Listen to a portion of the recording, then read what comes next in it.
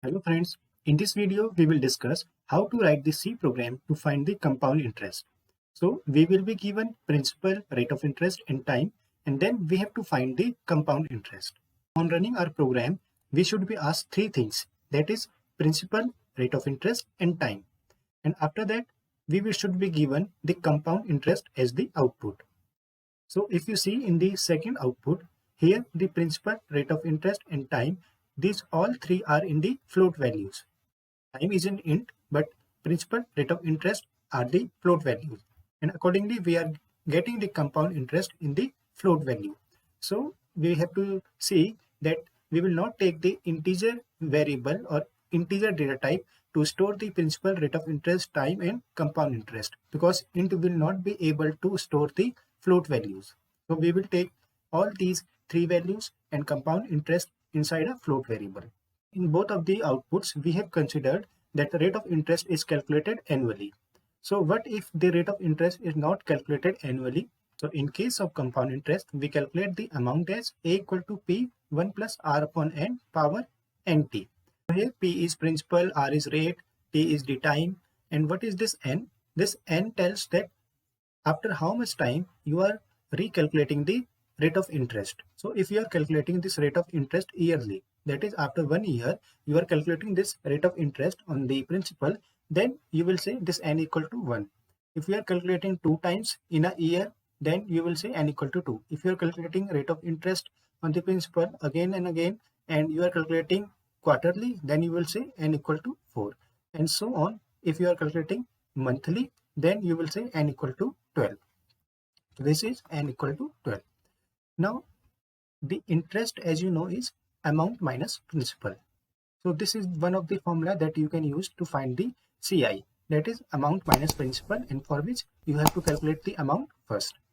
Now, another formula that you can use is this one, that is CI equal to P 1 plus R upon N part N T minus 1. So how this formula came? So as you know, CI is A minus P. So if you put the value of A here, then this calculation reduces to this formula. So you can use this formula or this formula. So we have two ways to find the CI. We will use this formula to calculate the CI in our program. Now the thing to note here is this R is in decimal. Decimal means if you are given R equal to 5% in your question, then we are putting here R equal to 0.05. That is, we are just directly putting 5 upon 100 as decimal value, 0.05. That's why we have not written R upon 100. If we are calculating the interest annually, then we will say n equal to 1. And the formula will be reduces to this, CI equal to P 1 plus R upon 100. Now, why we are writing here 100? So here we have considered that if R equal to 5% is given in our question, then we are directly writing that P 1 plus 5 upon 100. That is, this is actually 5%. So we are not writing 0.05. That's why we have written 100 in the denominator. Now, accordingly, if R is in decimal, then we can just write here R, and then we have to put 0.05 in our calculation directly. So you have to consider, or you have to take care that how you are putting the values inside the formula. So let's see how this will work in our C program. So we will calculate the compound interest, and we will consider that rate of interest is calculated annually. That is, here we will consider n equal to 1.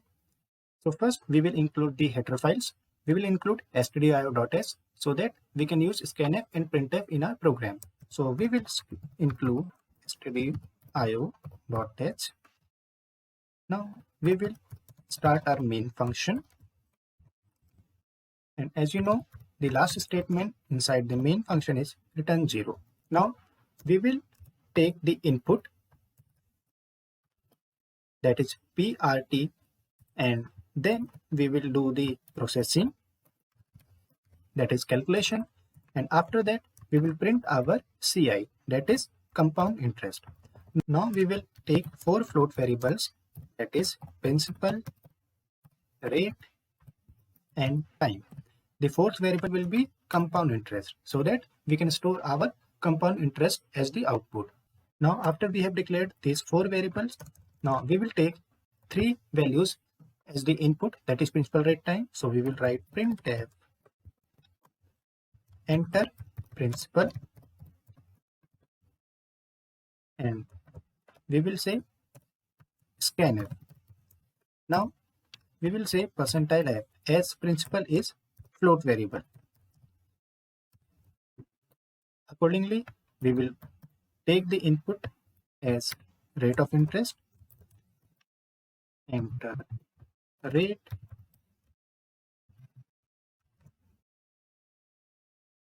then we will say scanf percentile f. Now rate is also a float variable, so we used percentile f. Now the third input will be time, so we will say printf enter time. Now we will say scanf, again it is also a float variable, so we will say percentile f ampersand time. So we have taken all the three variables principal, rate, time as the input. Now we will do the calculation part. So the calculation means we will apply the logic or the formula. So as you can see on the screen, the formula is given. So we will apply the same formula. So we will say Ci equal to, now principal into, now in the bracket we are written as 1 plus r upon 100 power t. So we can use here power function POW. So we will say POW, the base is 1 plus r upon 100 and the power or the exponent is t.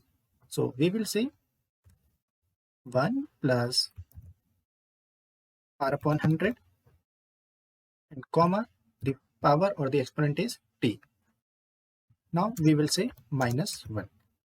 As we have used POW function, and this function is present in the header file called math.h. So we have to include that math.h in our program. So we will say include math.h.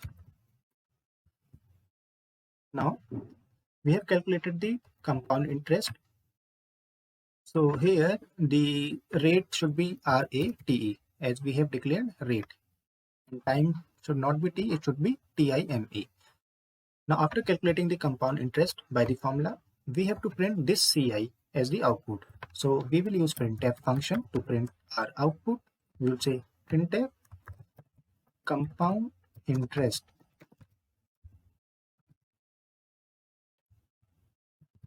equal to, again this Ci is also a float variable, so we will use percentile f comma Ci.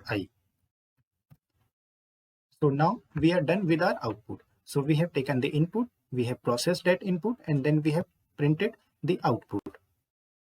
So let's see. So after running this program, we are not getting any compile time error.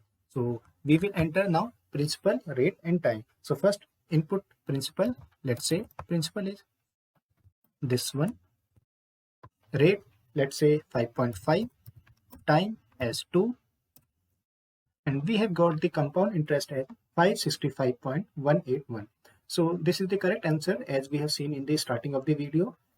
Now if we want to print just 565.18, that is we want to print only the two values after the decimal point or decimal place. So for that what we can do is, here in the compound interest line we can say compound interest equal to point. Now how many values you want after the dot or after the decimal? You want two values, so you will say percentile dot 2f. Now see what is the output that we are getting. Now let's enter the principal, rate as 5.5 and time as 2. So we got 565.18. So only two values after the decimal place. So this program is working correctly. Now again you can enter these principal, rate and time in just one scanf. You need not to write 3 scanfs. How you can do it? You can just write here enter principal, rate and time, just one message, and here you use /n so that you should be asked the input in the next line. Now we can write scanf, and as we need 3 input, so we will say 3% F. Now we will say address of principal, rate, and time. Now let's see, will this program work? Yes, this is working. So we are asked principal, so let's say principal is this one, rate of interest 5.5, and time is 2. So this program is working correctly. I hope you have understood the solution. The code for this program can be found in the link that I have written in the description box. If you have any comment, suggestion or queries, you can write into the comment box. See you in the next video. Goodbye.